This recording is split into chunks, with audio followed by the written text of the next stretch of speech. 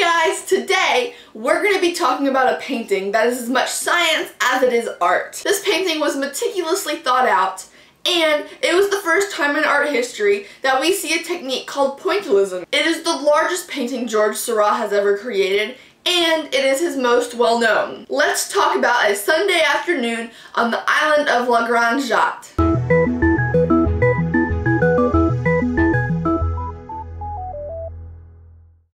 Alrighty, so in 1884, George Seurat began work on his painting, The Island of La Grande Jatte.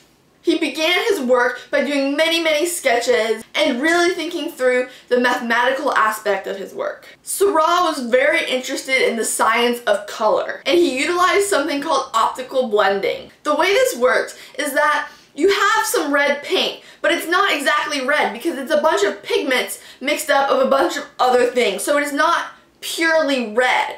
And then you take a blue paint, which is again not purely blue, and you mix them together. And since they're not the colors in their purest form, the purple that you get is going to be muddy and not very vibrant. However, Seurat, instead of just mixing the paints, he would make small little dots of red next to small little dots of blue, and then when you looked at it from a distance, your eyes would do the blending. By using this method, Seurat could avoid using muted colors, and his painting would be much brighter. This method of using the small dots and strokes to create optical blending is known as Pointillism. A lot of people were put off by this scientific and mathematical approach. When the piece was first showed at the 8th Impressionism exhibition in May of 1886, it received mixed reviews. Some people loved it for its uniqueness and innovation, because there really wasn't anything else like this at the time. Though, a lot of people hated it because it went against a lot of the ideals that Impressionists were using at the time. The art style that was in at this point in history was called Impressionism. With the development of tube paint,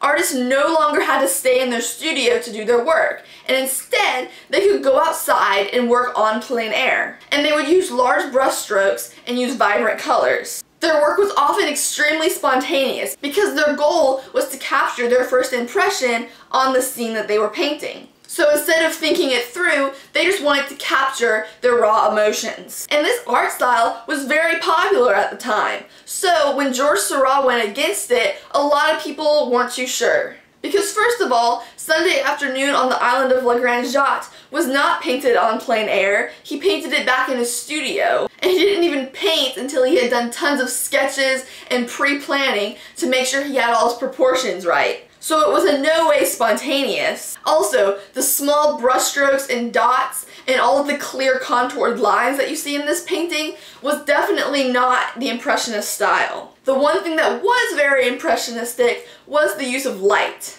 because thanks to the optical blending, Seurat could use some of the brightest colors. But for the most part, it really did not look like Impressionism, and it also lacked a lot of the emotion that Impressionism had. The figures in this painting are often described as mechanical and ambiguous. There really isn't any story or feelings that these characters are giving off. But that's what Seurat wanted. He wanted to evoke a timelessness, and he wanted to have a painting that was mathematical and thought out. Overall, this painting was just new, different, and innovative, which is why many people disliked it at first. But these changes in art are really important. This painting, along with many others, began the transition into the Post-Impressionism movement. And these innovations in art are really important in helping a society grow as a culture. And that is why Sunday afternoon on the island of La Grande Jatte is extremely interesting and extremely important.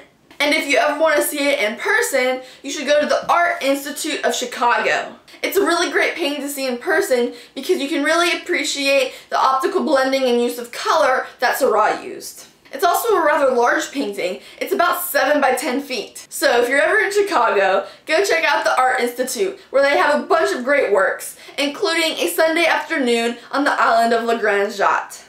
Don't forget to like and subscribe. I'll see you next week. Bye!